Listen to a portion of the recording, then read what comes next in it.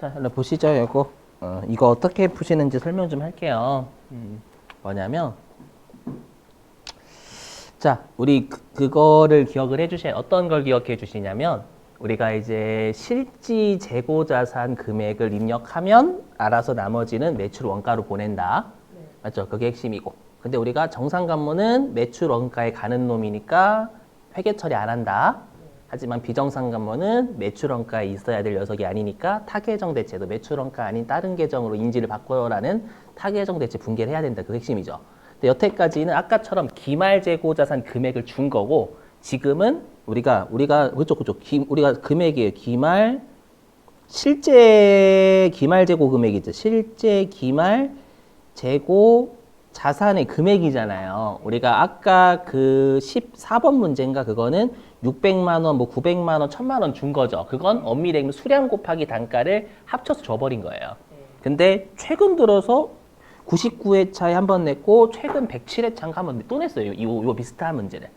알죠? 그러면 실제 기말 재고 자산 금액은 어떻게 구하냐면 실제 그죠? 수량 곱하기 내가 하나당 샀었던 가격 있잖아요. 맞죠? 그래서 취득 단가. 이렇게 하시면 우리가 실제 기말 재고 자산 금액이 나온다라는 거예요. 이해되세요?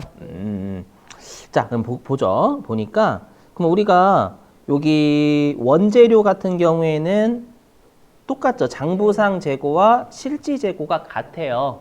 맞죠? 네. 같은데 여기서 조심하실 건 우리가 실제 재고 700개에다가 한 개당 1,000원 주고 취득한 게 원재료의 기말 재고 자산의 실제 금액이 되겠죠. 네. 요걸 그대로 입력하시는 거예요. 왜냐면 지금은 감모 없으니까. 70만 원이죠. 이해되세요? 그래서 얘를 여기 결산자료 입력 있잖아요. 여기에다가 넣으셔가지고 어디 있어? 원재료. 여기 아래 있죠? 기말 원재료에다가 70만 원 이렇게 넣고 끝내시면 돼요. 어렵지 않으시죠, 여러분들? 꼭 외워주셔야 돼요, 여러분들이. 실제 수량 곱하기 취득 단가가 실제 재고 자산의 금액이 돼요. 기말 재고. 이렇게 되셨어요? 이렇게. 그럼 제품도 그렇게 하시면 되겠죠. 제품도 감모는 안 됐잖아요. 맞죠? 똑같으니까 얘도 엄밀히 얘기하면 500, 그렇죠. 50개 곱하기 2,500원으로 하는 게 맞아요. 저는 계산기를 왜 이렇게 했냐면 그 녹화 중이라서. 그래서 2,500원 곱하기 500개가 기말의 실제 제품 금액이 되겠죠? 네. 550이어서 2,500 곱하기 550. 그럼 137만 5천 원이 기말의 실제 제품 금액이 되는 거예요. 그럼 요거를 그대로 입력하시면 돼요. 제품 쪽. 이렇게 137만 5천 원. 어떤 논리인지 되시겠어요? 이 논리를 그대로 쓰시는 거예요. 알죠? 됐죠? 이렇게. 자, 그 다음에 상품이 제일 중요해요. 상품. 자, 일단 상품인데, 자, 우리가 감모 구하는 공식을 좀 설명드렸어요. 자, 감모 구하는 공식. 자, 우리 감모가 없어진 기말 재고 금액이죠. 네. 뜻이 없어진 기말 재고 금액이에요.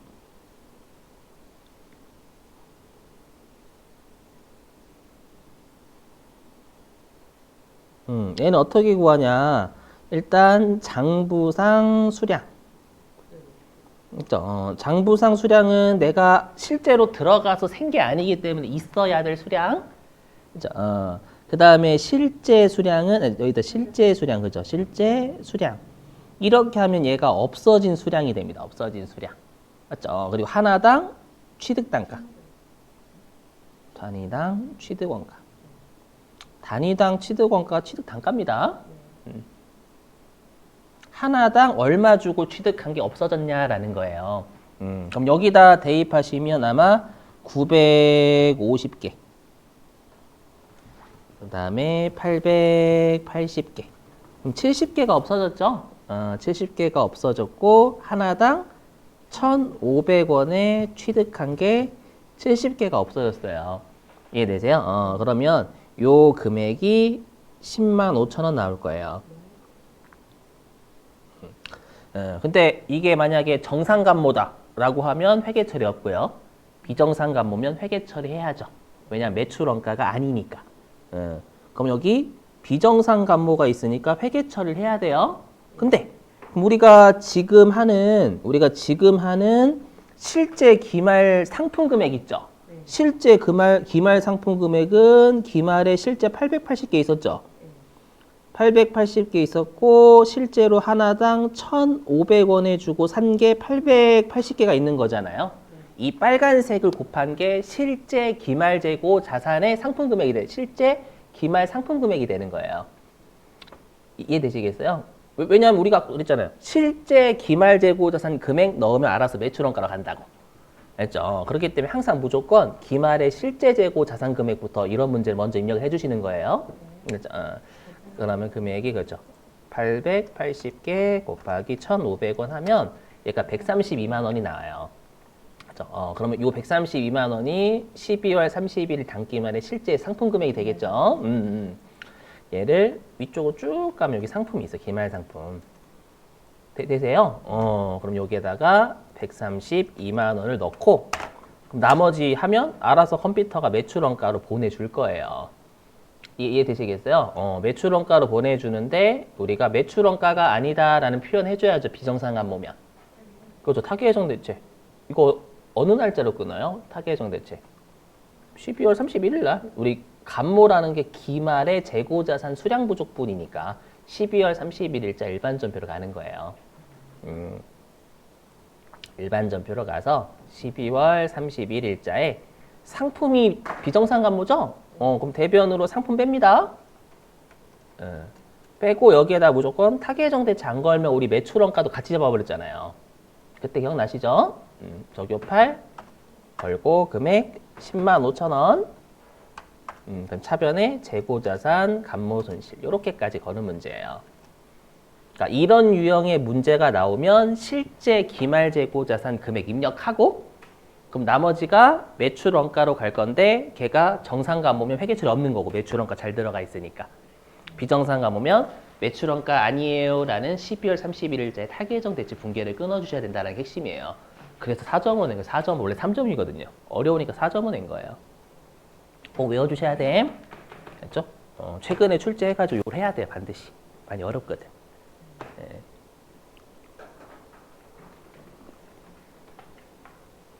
되시겠나요, 이거? 꼭 잘 외워주세요. 유형의 문제.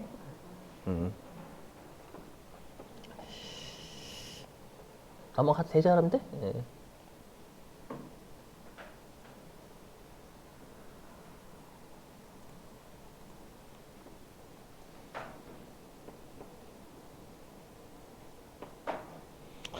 자, 이제 혹시 PPT 보시는 분들은 어디로 가주시냐면 67번이에요. 67번. 여기를 최근에 조금씩 내고 있어요. 여기 좀 어렵습니다, 여러분.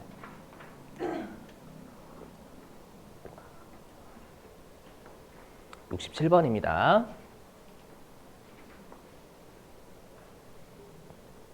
보시죠.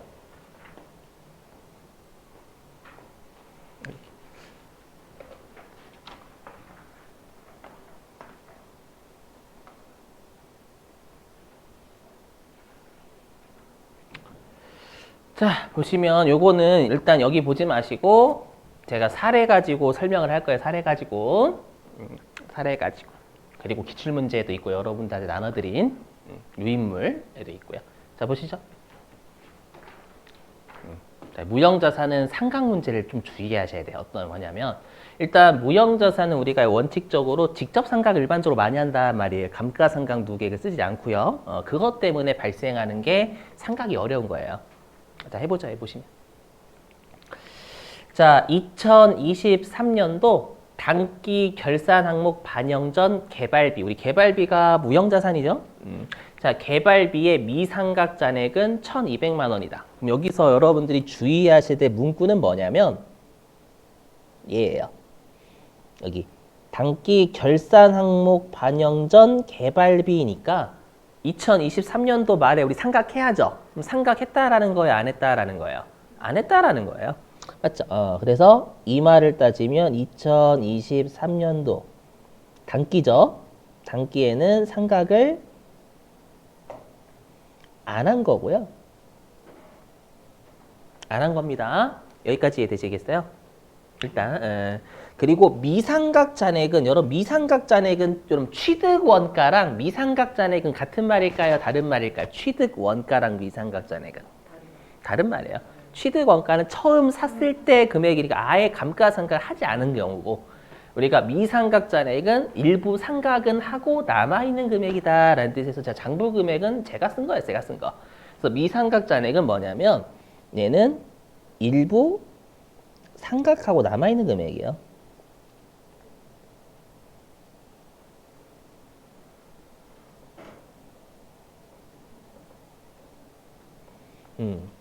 되시겠죠, 여러분들? 이렇게 일단 자, 계속 보죠. 자, 이 개발비의 내용 연수는 5년이래요. 근데 여러분들 일반적으로 내용 연수는 취득할 때 정합니다. 알죠? 그러니까 이 내용 연수 5년은 내가 이 개발비를 취득했었을 때 내용 연수를 5년으로 정했다라는 뜻이고, 그죠? 그리고 여기 자, 두 번째 줄에 2022년 1월 초부터 취득했고 2022년 1월 초부터 사용해 왔대요. 이거 조심하실 게 우리가 실제 시험에 말 문제로 최근 들어서 유형자산과 무형자산은 취득 시점부터 상각한다면 틀린 거예요. 사용 가능한 시점부터 상각한다라는 표현이 맞다라고 한번 했었죠. 기계장치 가지고. 조심하시고. 그럼 이 말은 2022년 내가 1월 1일 날 5년의 내용연수를 정한 겁니다. 그랬을 때 단기에 무형자산 상각비를 구하시오라는 건 실제 시험에서 이렇게 안 주고요. 이 무형자산의 상각비를 구하는 게 핵심이라서 그래요. 그럼 많은 분들이 어떻게 하시냐면 눈에 보이는 게 1,200만 원이고요. 그리고 여러분들 무형자산은 잔존가치가 원칙이 있어요, 없어요? 없죠. 그리고 원칙 우리가 합리적인 방법을 쓸 수 없으면 정액법입니다. 그래서 별도 연금 없으면 무형자산 정액법으로 생각하시는 겁니다. 그래서 어떻게 하냐면 1,200만 원 나누기 5를 많이 하세요. 5. 그러면 틀립니다. 왜 틀리냐면 이 우리가 내용연수로 나누는 건 취득 원가를 내용연수로 나누죠. 맞죠? 그럼 우리가 취득 원가는 처음 금액을 처음 정했던 내용연수 나누는 거예요. 그러면 논리적으로 이 미삼각 잔액은 남아있는 금액이니까 내용연수도 남아있는 내용연수로 나누는 게 맞아요. 이해되시겠어요? 근데 이 5년이란 내용연수는 총 내용연수지 남아있는 내용연수가 아니란 말이에요. 그러면 남아있는 내용연수를 구해야 됩니다. 그러면 생각해보세요. 그러면 내가 여기 2022년 1월 초부터 사용해 왔죠? 그러면 그래서 뺄게요. 초부터 사용했으면 2022년 12월 31일 날 상각을 했습니다. 상각을 했다라는 건 1년은 지났어요. 그리고 2023년 올해 연도 말이죠. 12월 31일은 상각을 했어요. 하려고 하는 거예요. 하려고 하는 거기 때문에 상각 안 했다는 뜻입니다. 그렇기 때문에 얘는 지나간 게 아니다라는 게 지나간 거 아니에요. 지나간 거 아니. 그래서 주의하실 게 올해 연도 말은 지나간 내용연수에 포함하지 않는다라는 거예요. 알죠? 자, 그러면 우리가 지나간 그 남아있는 내용연수. 그럼 남아있는 내용연수는 전체 내용연수에서 지나간 내용연수를 빼도 나오겠죠? 해보면. 자, 일단 여기. 자, 우리가 총 내용연수는 5년인데 방금 했지만 지나간 내용연수는 1년이잖아요. 그래서 1년으로 빼요. 그러면 지나간 내용연수는 남은 내용연수는 4년이 나옵니다. 그래서 1,200만 원을 남은 내용연수 4년으로 하셔야지 이거 가끔씩 5년으로 나오시면 틀립니다. 또는 이걸 오해하셔가지고 3년 남았다라고 하는 분들 계세요. 왜냐하면 2023년도가 지나갔다라고 해석하셔가지고 지나간 건 상각을 했었어야 지나간 거고. 알죠? 요렇게 해가지고 금액은 300만 원이 나와야 돼요. 알죠? 그럼 질문입니다.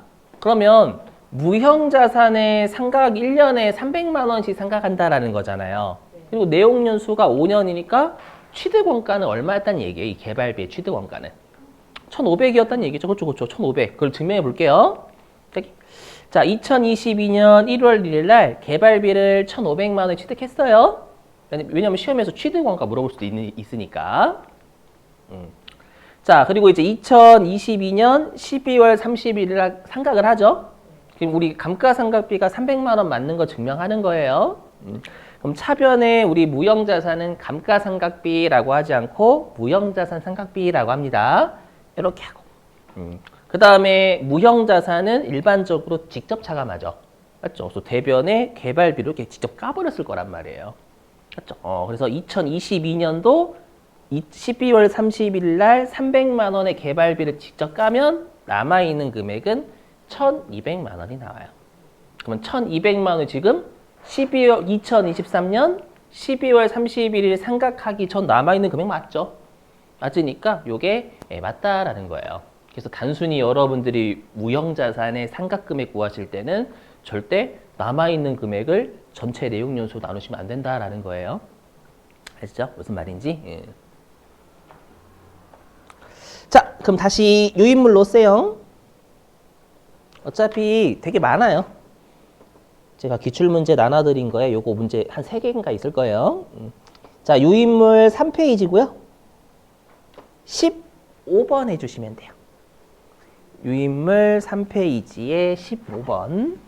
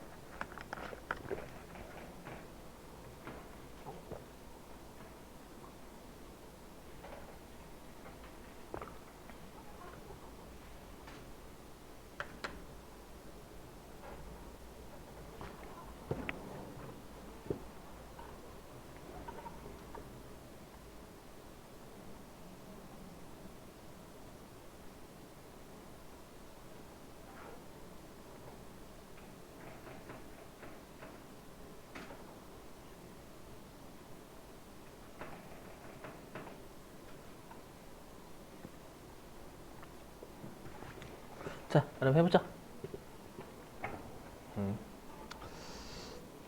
여기 문제가요. 결산 마감 전.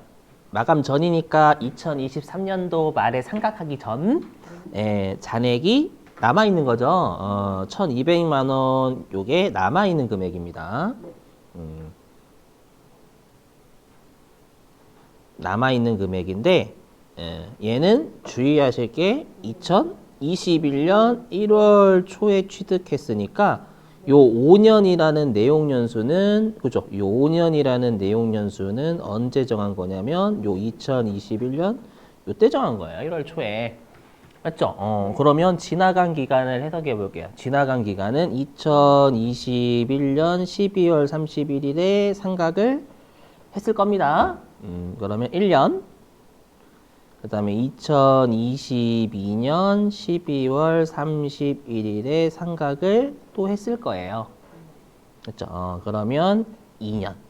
그 다음에 올해는 상각을 한 게 아니니까 2년만 지났습니다. 그러면 총 내용 연수는 5년인데 지나간 내용 연수는 2년이니까 그렇게 하면 남은 내용 연수는 3년이 나와요. 그렇죠? 이렇게 하면 남은 내용 연수는 3년이 나옵니다. 그죠? 그러면 1,200만 원 남은 금액을 남은 내용 연수인 3년으로 나누셔야 됩니다. 그럼 400만 원일 거예요. 그렇죠, 그렇죠. 그럼 방법은 두 가지예요. 두 가지. 일단 일반 전표 입력 12월 31일자로 차변에 무형자산 상각비 400, 대변에 개발비 400. 이렇게 하시는 건 수동. 맞죠? 수동. 이건 수동. 왜냐면 근데 무형자산의 상각이니까 상각이면 자동도 가능하거든요. 그럼 자동 결산은 여기 결산자료 입력하잖아요. 결산자료 입력에서 개발비. 요거 회사 안 바꿨구나. 회사를 안 바꿔버렸네요. 회사를 안 바꿨네. 예, 회사가 2200번인데 회사 2200번을 바꿨어야 되는데 예, 괜찮아요. 예, 제가 잘못한 거죠. 2200번 바꿨어야 되는데. 예. 네, 2200번. 좀 왔다 갔다 좀 할 거예요. 2200번. 오셔서 여기 결산 자료 입력에 그냥 여기에서 개발비라고 검색하시면 여기 개발비라고 갈 거예요. 실제 시험에서는. 그렇죠? 이렇게. 그럼 여기에다가 400만 원 넣던지 둘 중에 하나 하시면 돼요. 그렇죠? 뭐 이거는 400만 원 구하는 게 핵심이지 입력하는 방법은 어렵지 않아요. 그렇죠? 이것도 최근에 냈었어요. 그래서 이번 회차 더럽게 어려웠습니다. 진짜로 막 사람을 막 깜짝 놀랐어요. 세무 이거 보고 이번에 돈도 많이 받으면서 그렇죠. 더 뽑아먹겠다는 얘기지. 어렵게 내면서 합격률을 떨구겠다라는 건 나 많이 받아먹겠다. 우리에게 수강비 좀 우리한테 결제비 좀 많이 좀 결제 좀 해줘라. 한 사람 욕했어. 만 원 올렸거든, 만 원. 아무튼. 그럼 이거 개발비 400만 치면 자동으로 무형자산 상각대가 400만 원에 올라. 네, 그거는 아까 했던 마지막에 전표 추가 누르시면 알아서 돼요.